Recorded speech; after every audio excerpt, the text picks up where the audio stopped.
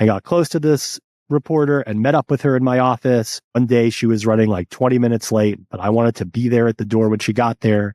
I looked on she's like, I'm taking an Uber. I'm running 20 minutes late, but I'm in an Uber. I'll be there soon. Okay. I can see where Ubers that are coming to where I am are going to be there. And she's in one. When she got there, I was like, great. It's okay that you were late. I waited upstairs until you got here and I tracked you on the system, came downstairs and met you. That was a comment I made.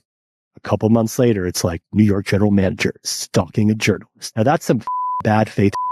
And Ben Smith at BuzzFeed is a piece of and he still is a piece of Welcome to the Early Podcast, where we interview the best and the brightest who've built the world's most innovative companies. Hosted by me, Max Crowley. Tune in weekly for new episodes, and please, please, please like, subscribe, and share. And now for today's episode. Let's go. Well, welcome to the podcast. Hello, Josh. Thanks for joining us. Hello, Max. It's a pleasure to be here. Josh, where did you grow up? Forest Hills, Queens, New York City, born and raised. And actually have spent the majority of my life here with only a couple of exceptions, like summer camp. That's it. Every other time I've been in New York. How did your family end up living in Queens? My mom grew up in New Jersey, my dad in Connecticut, and New York was the average. But Forest Hills, Queens is a great place to grow up. It's like a nice mix. It's in the city proper, but it has some suburban attributes. I had a subway stop, but also some people had backyards, and it was close enough to Manhattan to really be able to go there a lot, spend a bunch of time there. It was great. I really liked it. How'd they end up there? I think they had friends who lived there. I mean, how does anyone end up anywhere? I don't know. The New York thing's super interesting to me, of just the people that grow up in such close proximity to Manhattan. I mean, that's gotta, in a good way, sort of harden you a bit. And yeah, I mean, I went to high school in Manhattan. I've been around New York. I mean, I just have a probably speed about me that's kind of New York-y. I walk fast. I'm impatient. There's certainly a vibe you get here. I think there's a similar thing if you're from LA or you spend a lot of time out there, there's a different way about you.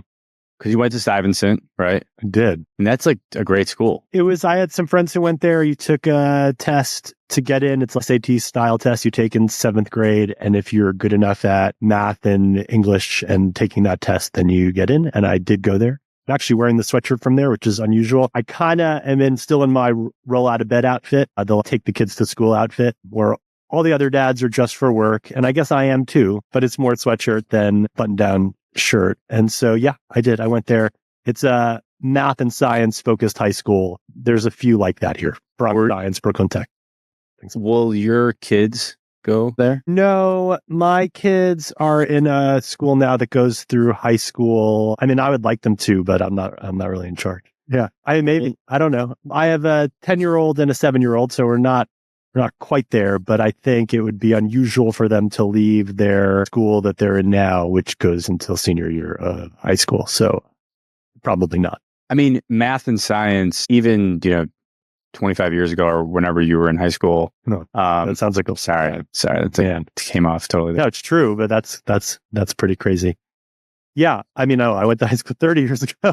I started high school. I was trying to be nice. 1996. Yeah, I'm old. But math and science, I mean, it's even more clear, I guess, to me, how the importance of math and science, like, how do you feel about that in retrospect? Yeah, I mean, I've certainly always been a math guy. The English side, I guess I was good enough, or I'm good enough at the math side to overshadow some of my deficiencies on the English side. But math has always been a good one for me since I was very little. It's sort of a link to my more analytical side, why I'm into computers and why engineering has come kind of naturally to me, why I probably did well at Uber. I like math. It's probably just some innate feature of me. So I leaned into it. You end up at Columbia, so you continue the New York team. Just like not going to leave the island. That's it. Forever. Not going to leave. I will go to any college that will accept me that is in this 10 square mile block. It's a little bit bigger than that, actually. But yep, stayed here. So I'm in high school in the 90s. I'm in a computer science seminar where I get a desktop of my own in that classroom, and it has high-speed internet, which at that time I didn't have in my home. Most people didn't. And so I got into this new website called eBay. I started selling stuff on eBay at like 16 or 17. And I did sort of a form of that through college, started a website, was selling on eBay and on the web.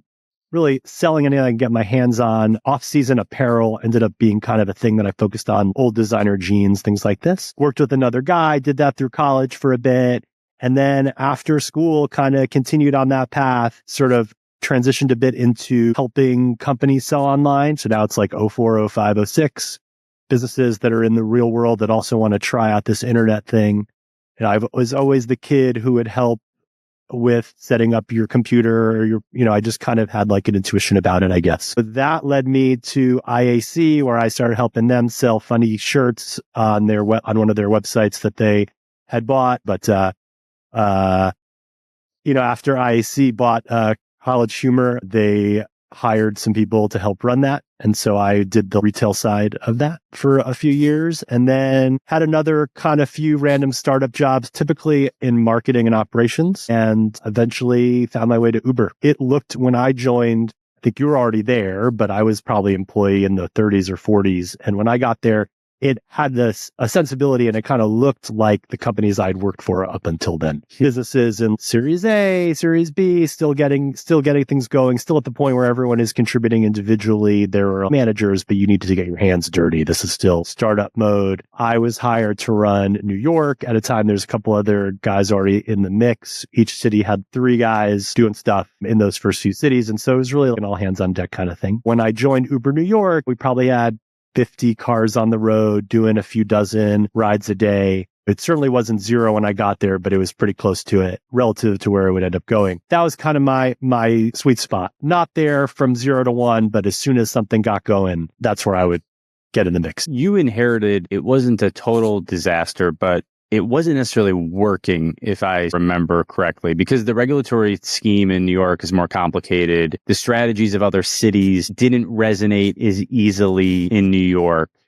So yes, you inherited something, but it may not have even been the right thing. I mean, you really had to build it from the ground up from what I remember. There's a bunch of myth around this, and I don't even necessarily know what really happened, but there was so when they were going to launch a city, they'd throw launchers in the mix who would turn up in the city with like machetes through the jungle, how like Travis used to say, and just kind of forge a path that way. And then they would hire a team, and that team would take it from there. And it seemed like New York was the first city outside of San Francisco to get that treatment, to say, okay, we're going to go do that there in this new place at the same time as a bunch of other cities. I've always explained it as it was like the first one out, and maybe they didn't quite have the rhythm down yet. And if you didn't look at it and say, I see a path clearly from where I'm sitting to this being ubiquitous household name, if you didn't believe, then working for Travis probably wouldn't feel like a great thing, like wouldn't have been a very good experience. And so what I've sort of understood is the folks who were involved there at the middle to end of 2011 were not fully on board. Many of them went on to do awesome other things. Like, it probably wasn't them. They just were not quite feeling it.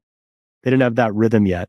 Many years later, in an exit interview or towards the end of my time, or maybe the employee I'm thinking of was moving to San Francisco to take a role there, she said to me, when I interviewed with you pretty early on, you drew me a picture verbally of a world covered in Ubers, not in kind of like a creepy bad way, but town cars or Toyota Camrys as ubiquitous in New York City as the yellow cab. And when he said that, I didn't really believe it, but now it's true. And you saw that. It certainly seems obvious in retrospect, but I just saw when I got there, what was happening. There was clearly only a problem on one side of the business, which was on the supply side. The demand every day at 4 p.m., 5 p.m., the service would become unusable because everyone would request. They would all want their ride. There were people who wanted widgets, and we couldn't create enough widgets where a widget is a trip somewhere. That's a really good problem to have. You know what I mean? Make more selling something and you can't keep up with demand. If you're running a double-sided thing and one side has a ton of volume and the other doesn't, if the side that doesn't have the volume is the supply side, that's a very good situation to be in. I just saw that, okay, we just need to hire infinity drivers. Just get as many drivers in the mix as we can, and this will work out. You mentioned regulatory stuff in New York. I know the myth is that nowhere is the taxi cartel stronger than in New York, and the taxi limousine commission are so bad in Blasio, and the Blasio piece is true. But in reality, actually, New York's regulatory situation made it much easier for Uber to scale. I'll explain why. So is it cool to get into this right now? Like I'm about to go full kind of Uber school mode. All right. Well, hold on. How did you actually get the job? How'd you even get in the mix? I was at a wine direct-to-consumer startup for about a year in 2011. It's just the next one of the ones I would do. E-commerce, I was employee 7. There is like $50 million from Excel or some bullshit. Wow. And it was, we're going to redo wine.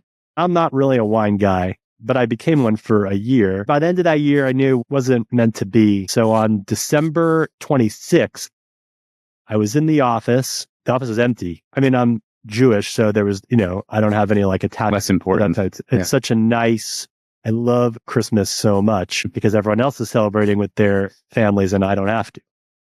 It's like the nicest day of the year for me. I went into the office the next day. I was just looking for new jobs. I was sitting on my desk. And on Crunchbase, there was a job for New York head of Uber. And I had used it a couple of times. So this is December. When it came into New York in April of that previous year, of the year we were at the end of, I tried it. It was really expensive. I was like, this is cool. It's too expensive. I'm never going to use it. Then I was going to an airport once at like 5 a.m. I was like, well, this would be a good use for it because I'm in Manhattan, but like going to the Avenue block and waiting for a yellow cab to show up might be hard. So I tried Uber and it didn't work. There were no vehicles on the road when I did it, but I got an email later in the day from the community guy at the time saying, hey, we saw you tried using Uber. It didn't work. We're really sorry about this. This is what we would later call a 0 when you open the app and there are 0 cars available. I got a 0 and they had a thing where they would email you, sorry, there were no vehicles. Here's $5 off your next ride.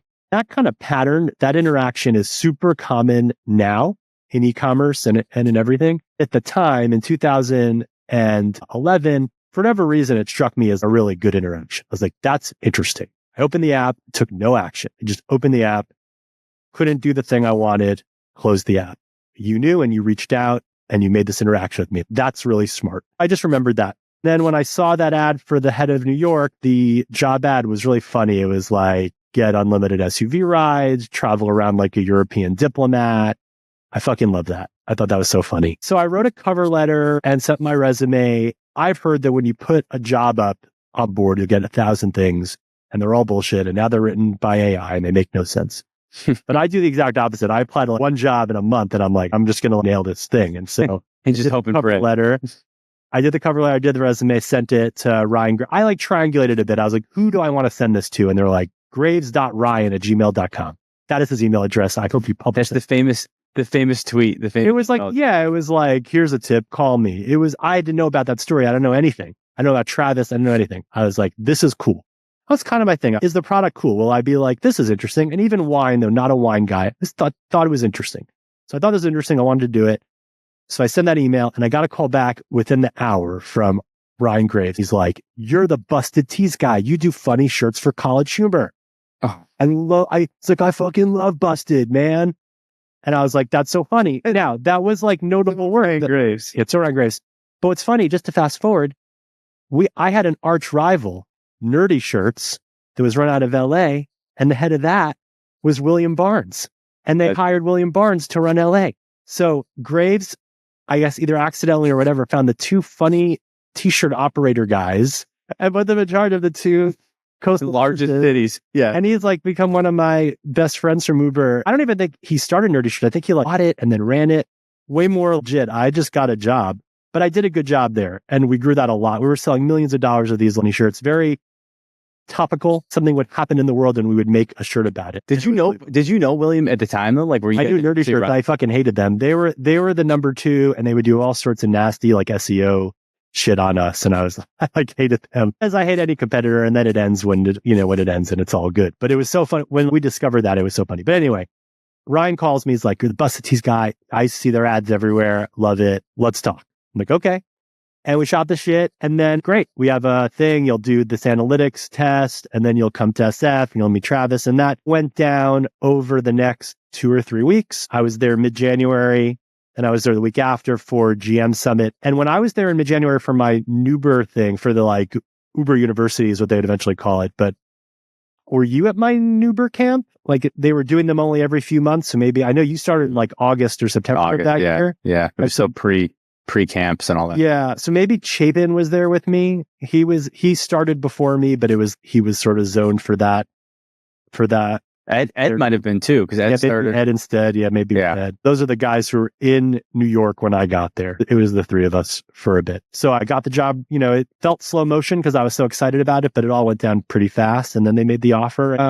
I've always been a transportation guy and kind of the way I'm a map guy. I like maps. I love the subway. I have a very good subway knowledge, deeper than probably most New Yorkers from spending a lot of time on it and being interested in it. So it felt like a very, very good fit for me. It felt really good. And honestly, I was there for 5.5 years. And for many, particularly the first 3, I'd like wake up in the morning. I can't believe I have this job. This is great. This is so fun. I'm having a great time. Part of that is because we were doing really well, really from the beginning. It started doing well right away because we fixed the supply problem. That's sort of all it was. Well, I mean, that's a bit of an understatement, but that was a big part of it. I certainly didn't have the understanding or wherewithal that you did at that time. I was just a bit of along for the ride and, hey, I think this is awesome. Certainly in retrospect, the fact that there was almost unlimited demand and that you could capture the demand with more supply is just crazy, especially now working in other businesses or doing other things. You almost always have a product market fit / demand problem. Uber never, still to this day, never has that problem. Yeah. I mean, I think there are moments in time where technological waves can really get you there. And so in Uber's case, it was a new computing thing, a mobile device, the mobile phone with internet everywhere, and then the iPhone 3G with GPS everywhere. The original iPhone in 2007 did not have any GPS. It had bell tower approximation, but you couldn't run it off that. The 3G one had GPS, and so that's 2008. So really, Uber was invented the year that it became possible. Now we have these computers that know where they are. That's a huge tech shift. The idea for Uber is great, but it's a product a bit of the moment. And there was a lot of companies who did it, and I think we won because we were the best at it. But that kind of idea, transportation can be really quickly solved in a profound way because of these things. I think we're in a similar moment now with AI when we talking a bit about the thing that I do now. That's part of the success of that, just how what I just said was the part of the success of Uber. The right time, the right thing is invented. You can kind of ride that very, very legitimately. So everyone getting an iPhone is the big thing. And then making Uber is the next dimension down, I think. And them having the App Store and a few other pieces of that just, end up being... Totally right. App Store wasn't a thing right away. So you needed that too. That must have been 2009 or something. All right. So then going back to the first 12 months of Uber, let's say, it's a wild time. Maybe you can get into the sort of regulatory scheme there and the different things that you guys had to do. And then, just what was the best decision you made during that time? And what was something you would have done differently? At this point in Uber, for my first year and a half, Uber was explicitly Uber Black, what it's called right now, us partnering with licensed operators in each city. Every major city has a concept of renting a limousine or a black car for the executive level guy who's being picked up at the law firm or she's getting picked up at the bank, fancy transportation. Those tend to be regulated at the state level or within a city. We would partner with those people who already had an analog version of that business with a dial-a-car. You would call someone, they would send that car. The car was nice. They'd open the door. The guy's in a suit. That whole construct kind of existed. We layered onto that in the early years. When we exhausted those systems, the demand exceeded what we could do with those systems, and Lyft came in and Sidecar and were like, forget those systems. Anyone can do it. And they did that. And cities were the way Uber does it, which is totally legal and within the system. That's bad. But Sidecar and Lyft, that's good. Let it the go. Total confused regulators, and that's okay. We'll just do it that way too. And we did it much bigger and better. That moment that I just described didn't ever come in New York City. So in New York, for a couple of reasons, we never really exhausted that original style of Uber. The regulators there, unlike those in other cities, never did and never will come around to, anyone could just drive the car. That's never going to happen in New York.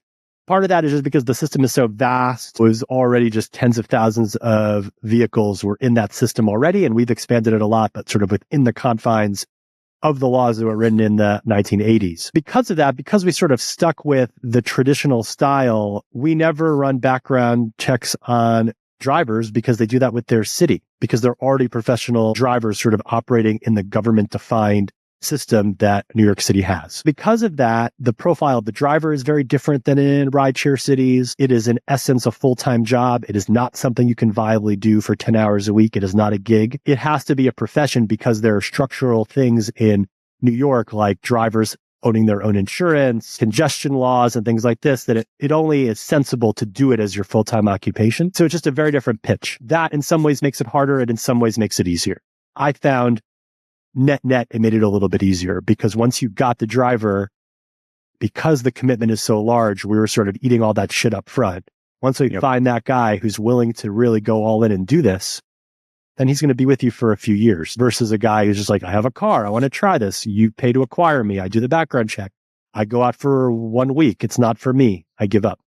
In some ways, that version is like fairer and better. And we would like to have that in New York, or we would have liked to have that in New York. But with you get the regulatory regime you get, not always the one you want. And Uber New York does it the way that I just said. And in some ways, it's a little bit easier to scale that way. What's the best decision you made in the first 18 months? We did a very large driver incentive, like new drivers get $1,000 cash. We could do that because of the dynamic I just outlined. Like once we get a driver, their, so-called lifetime value could be measured in the thousands or tens of thousands. The $1,000 fee was pretty good, and it got people's attention. It also got me into rooms where drivers that were working in like bases, there are 60 drivers that form a franchise and they operate out of a building somewhere, and they have an operator, and the operator takes the phone calls and dispatches. We can convert that whole system over to Uber. There were so many fundamental ways that we were better, like tolls. Tolls were a huge pain for drivers at the time because they would take their fancy rider home to Connecticut over a bridge, easy past the bridge, then have to write up a separate receipt for the toll. We're like, geofence. When you drive through, it will automatically add it. And drivers were so skeptical that would, that's not awesome. How will you even? It's magic. Yeah, there was a lot of things where it was showing magic to people that had never seen it before. So going deep in the community, the $1,000 referral bonus was a good one. Letting my guys on the Uber team kind of run their own thing. I was pretty hands off. I managed the way I like to be managed, I guess. So, I mean, hopefully they felt like they had ownership over what they were doing. All good stuff. The next question is more interesting.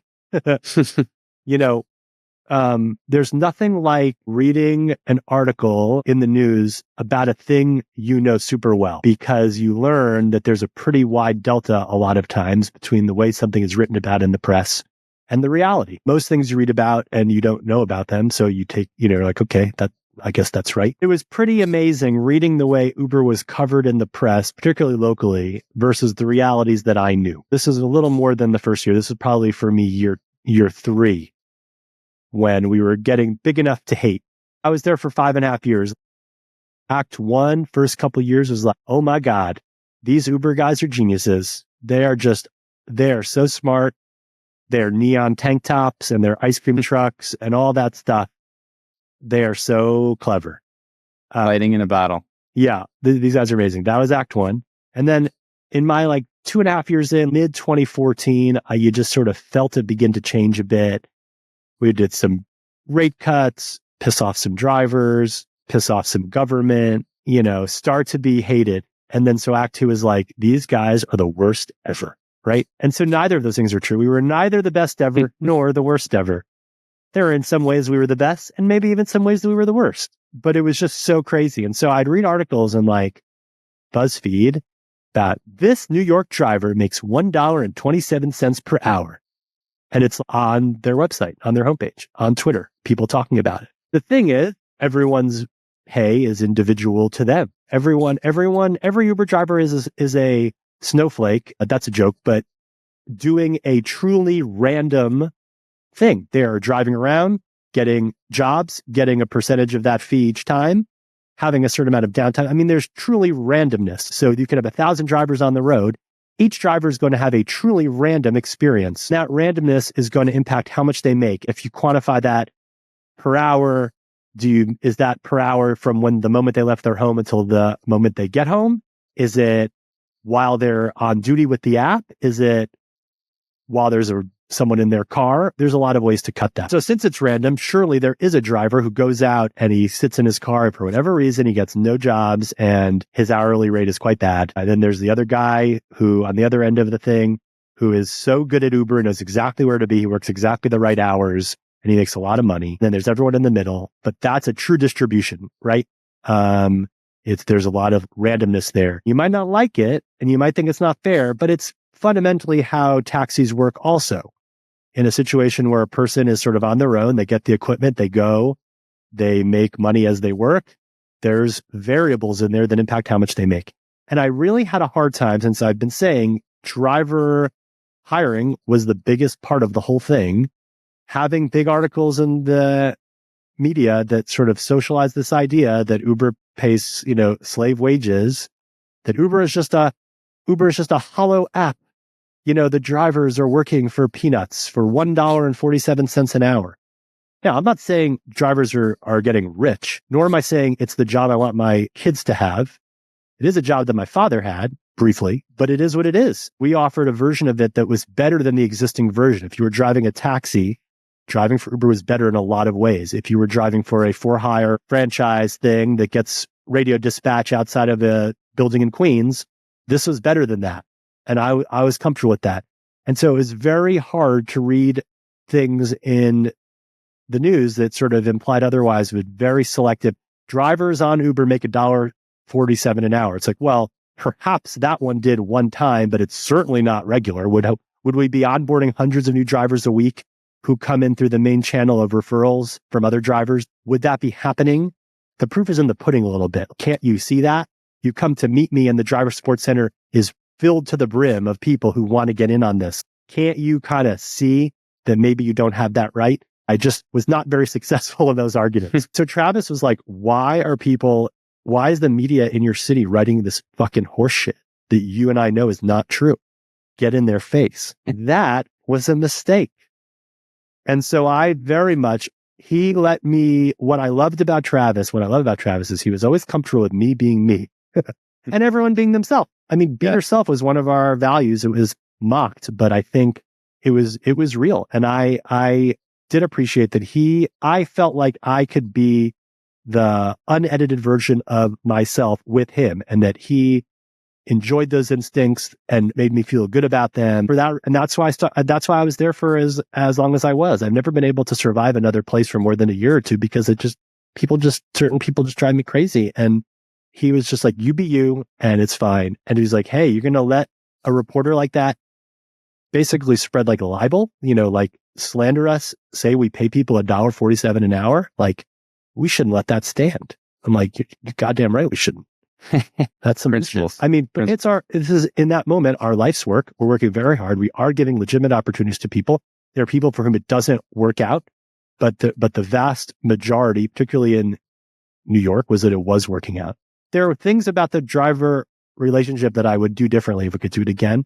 I think rate cuts at times were highly justified and at other times were not. I think we did them in both situations in New York. I think the last one we did in the 2016-17 range was probably a price cut that shouldn't have happened. We might have gone too deep. And that's evidenced by the fact that they charge more now.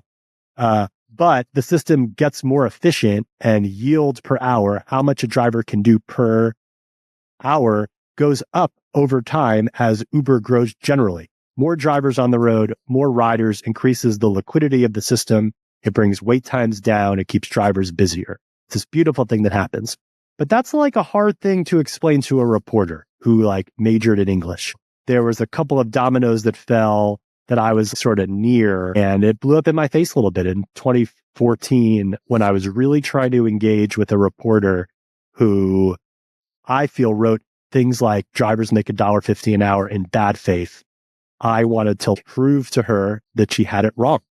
I got close to this reporter and met up with her in my office. One day she was running like 20 minutes late, but I wanted to be there at the door when she got there.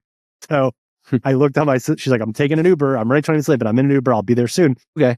I can see where Ubers that are coming to where I am are going to be there. And she's in one. When she got there, I was like, great. It's okay that you were late. I waited upstairs until you got here and I tracked you on the system, came downstairs and met you.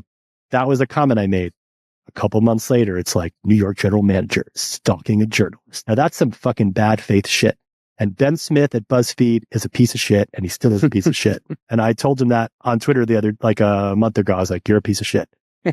Like, that's bad faith. And then he tricked Emil into saying he knew it was off the record, and he took sort of like a joke in bad faith. A lot of bad faith reporting.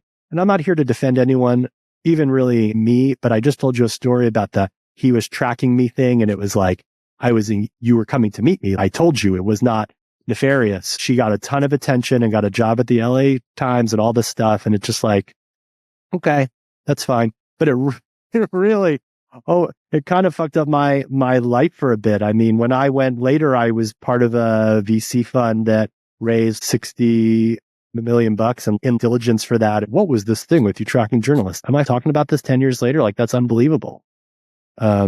I mean, dude, it resonates. I mean, I had that New Yorker article. I don't know how many remember that. I never went on those trips. I was like, nothing good will come of these trips. I'm not going to Austin. I'm not going to anywhere or Vegas. I mean, I did go to some of them. But what happened? You were just a little casual. You were casual. Casual and cocky. Yeah. But like, look, I mean, everything resonates with you said, because we believed so much in what we were doing. I mean, to have that belief in what you're doing every day is so great. And then it ended up being a short time. We didn't stop believing what we were doing. It just, the world celebrated it for a bit, and then the world wanted it to kill us for a bit about it. And so it was this wild dichotomy where you still believe so much in what you're doing. And like, look, I just got sucked up in a moment and I got taken advantage of by somebody. But like, look, I bear the responsibility of that, and I'm in some ways glad it happened because I learned a lot. But it is wild how you're never as good as you are when you're on top, and you're never as bad as you are when you're on the bottom. Yeah, 100%. I think people don't realize the thing grew really fast. In a normal situation, when you have enough success to be written about in a New Yorker article, there's other infrastructure in place to make sure you don't do what you did. You know what I mean? But like, things happen fast, and it's like, we'll hire a comms person or two and that'll be fine. You can't be everywhere. We're highly distributed. The distribution angle, like, we're in all these different cities, each sort of operating in some ways independently. And it is what it is. It's a problem. Yeah, shit happens. Yeah. But I feel like we were like grown up business size, but still startup mentality. And that was the problem.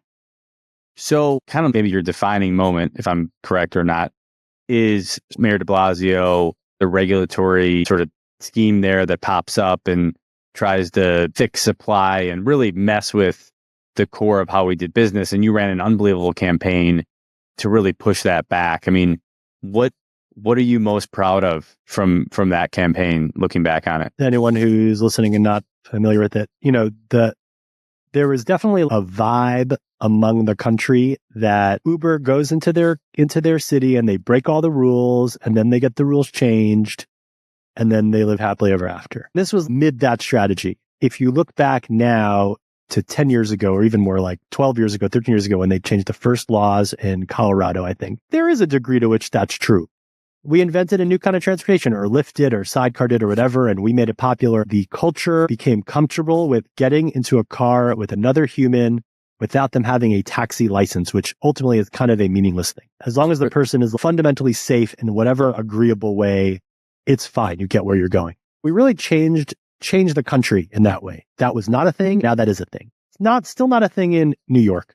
But the vibe at the time was these guys, Silicon Valley bros, come in and do this thing. What must have been frustrating for the New York industry, taxi and limo, is that wasn't what was happening in New York. In New York, a bunch of guys came in, and also girls, of course.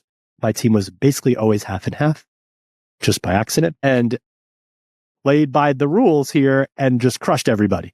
Like, just totally destroyed everybody. Just by, people always say, like, the worst of all must have been that taxi limousine commission, right? The truth is they were all actually very fair to us.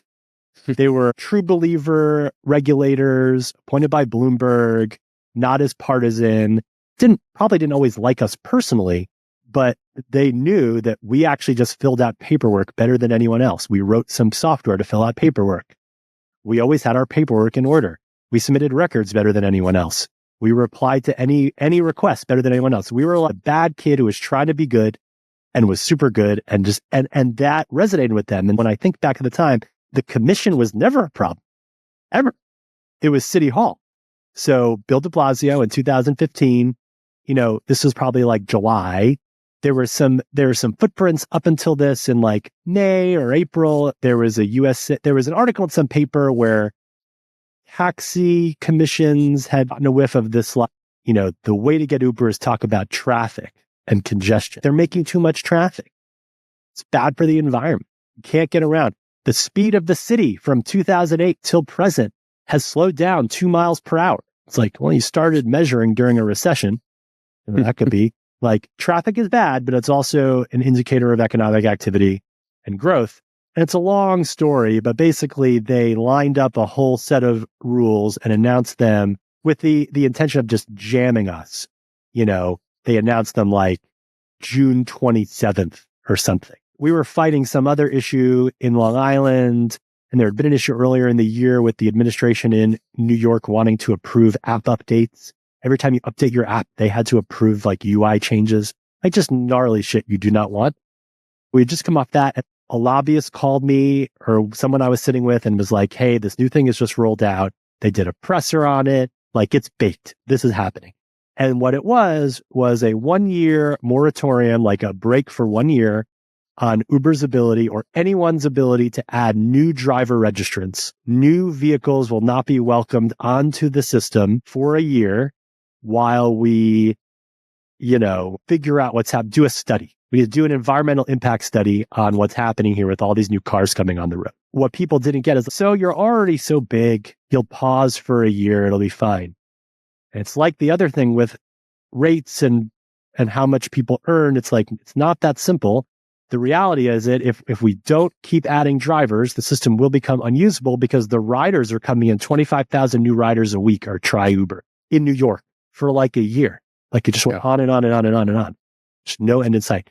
It's more and more and more and more. And that is not going to work. We really turned it up to 11, met with every newspaper. I was on CNBC like every day, on other news stations. We had a rally at City Hall. We went and met with City Council. Just really, the sort of opposite of like, if you can make it here, you can make it anywhere. It's like, if you get fucked by the regulators here, you're going to get fucked everywhere. And so we somehow beat it back. They'd come back 3 years later and do it after my time in 2018. But in 2015, we got it. It was like a 3-week marathon fight. And we got Eric Adams, then borough president of Brooklyn, now the mayor. We got him to stand with us. He was a big chip to fall. The governor got a question in an interview. He's like, I think that's crazy. I think Uber's great. That was very helpful. He really hates de Blasio. And then we got a couple other people. We got editorial board of New York Times, Daily News, New York Post, all three to weigh in and all say like, this is some bullshit. Just like, you never get that. Like you just never get a city, like all three of especially the Post agreeing with the other two, like just very unusual.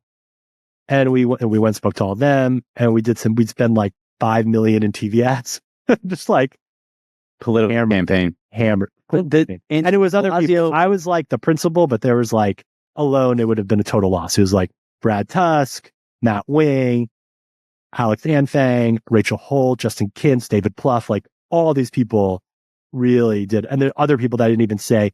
Someone on the team, none of the people I just said, thought of this idea of the like de Blasio view where you would scroll to the option of de Blasio and it would say like 25-minute ETA. Like that cut through. It's so hard to cut through the sort of mathematical scientific bit, have it cut through to lay people. Like that's hard. And what she was able, and what that feature did, genius. Yeah. Pretty good. The de Blasio car type, because you click on it and say de Blasio and it's like no cars available or 25-minute ETA or whatever. Genius. Yeah, really, really good. All right. So looking back, what are a couple of the best learnings from being early at Uber, working with Travis? What stands out the most?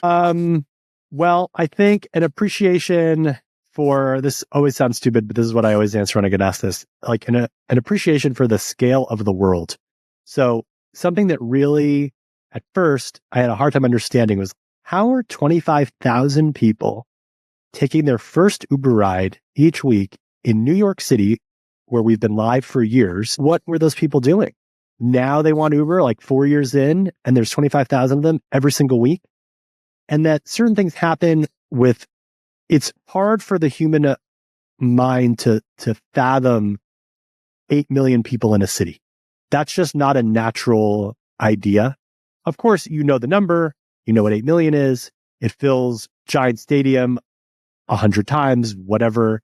You can like say it and you could sort of visualize it, but to experience it, and again, I know this sounds so dumb, but there is something there that's not obvious. Like the world is really, really, really big. And since I only have about 10 minutes left, I will use that segue to talk about what I'm doing now, if that's okay. Do it. Hit me. So I, a few years ago, decided I really didn't like the business side anymore, wanted to become an engineer, and built an app called Wave. And Wave is an AI note-taking app, because there's an expression, we need one more note-taking app.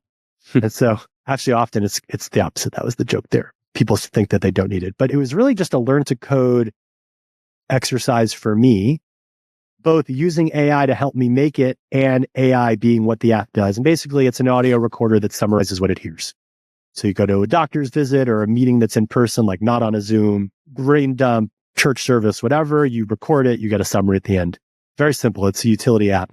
About 20,000 paid subscribers now who record about 5,000 hours a day of audio.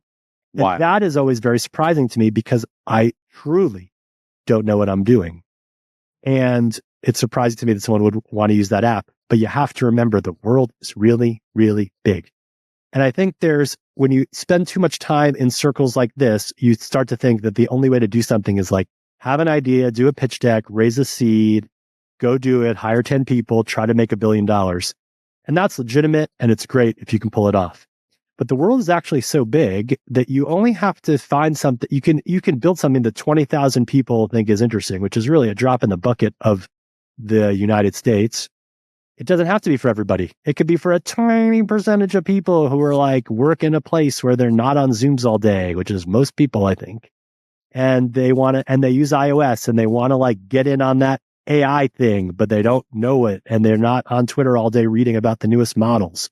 They're just like normal people. Understanding that the world is really big from the first thing can make it a little easier to understand that you don't have to make like a business that can be like exceed your wildest expectations can be very small. Just because the world is so big, just find those 1,000 fans, as they say, like who like the thing that you're doing. And that can be enough. That's why the internet is so great. So the Uber experience is like, must be gigantic or not useful. But the truth is what it taught me is that actually it's in some ways the opposite. It's like, the world is so big that you can just appeal to a very, very tiny sliver of it from the back office of your apartment and like do super well. And you've done this all yourself. I mean, to be like with a limited assistance. I mean, you are really a one-man band. Yeah. So 2 days ago, the first version of the app released that had someone else's code in it. So the first 16 months or so was just me. I'm starting to expand. You know, there were some issues with the app for a percentage of users that I just couldn't really fix on my own, and wanted sort of a gut renovation of the house that the app sits in, I guess would be a way to think about it. So I am starting to get some help. I've always had some help on the design, like look and feel stuff, but the app itself, certainly the version that people bought in the beginning and really the version until like last week, was all me. A lot of AI aid there. Because you can really now learn anything with AI. Like that actually is the killer feature that's like, I want to learn about birds, or making apps or whatever. ChatGPT, like it is not a joke, can really teach you anything. And it's amazing. Anyone who's willing to put in the time and effort. And so like AI wrote the app, so to say, but I learned an insane amount along the way, such that I'll probably be doing something like this forever. But I am now in a certain mode with Wave that I am starting to try to make it work without me, because it's starting to kill me a little bit, to the point where I'm like still in the sweatshirt I put on when I rolled out of bed at noon. So it's like demanding at this point. Yeah, I mean, I do all the customer service, sort of like Uber style. That for many people would be the first thing that they outsource. It'll probably be the last thing that I outsource because it's such a valuable channel. I mean, like when it's not too crazy, it's direct connection. Yeah, Yep. like this weird thing happened in the app. Are you aware of it? Like, no, I wasn't, but I can replicate it. So thank you. You know, and so, yeah, I mean, I would really like to be able to be not involved for a week and not have it break. We're almost there. Only a couple minutes left. So maybe two meaty questions or ish, but I want to hit both of them. On the AI front, what's the next 5 years look like? Or what's your piece of advice? Or like, how real is this? I mean, I'm certainly in ChatGPT every day. What does this look like from your perspective over the next 5 years? Yeah, I think it gets better and better, but it will never be as dramatic as like ChatGPT didn't exist to it did exist. Everyone who had that first experience, that's up there with tap a button and a vehicle shows up to drive you somewhere. These sort of very memorable aha moments. There'll be more, it'll keep getting better and better, but I think its primary function is as a human aid, not different than a word processor, a web browser, a computer in general. It's going to just make life easier. I don't always agree with the kind of way that, sci-fi side kind of does it, like AI will do all the work for you and you will just draw pictures. I don't know about that. We'll see. I think it's more like, it's just sort of going to be in everything. Like, I don't know how AI will help you edit this podcast or write the summary or do the show notes. They're just all these little moments in your day-to-day work that I think AI will start to infuse.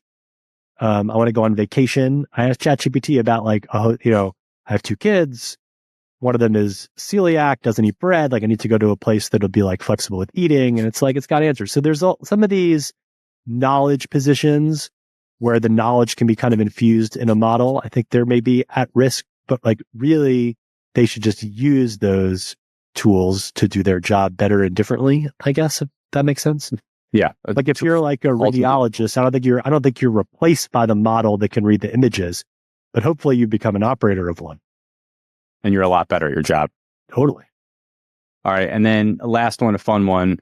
What is an interesting piece of content that you've consumed? Article, podcast? You even told me about this before, and I was like, oh, I got to think of something and not come on and be like, I don't know.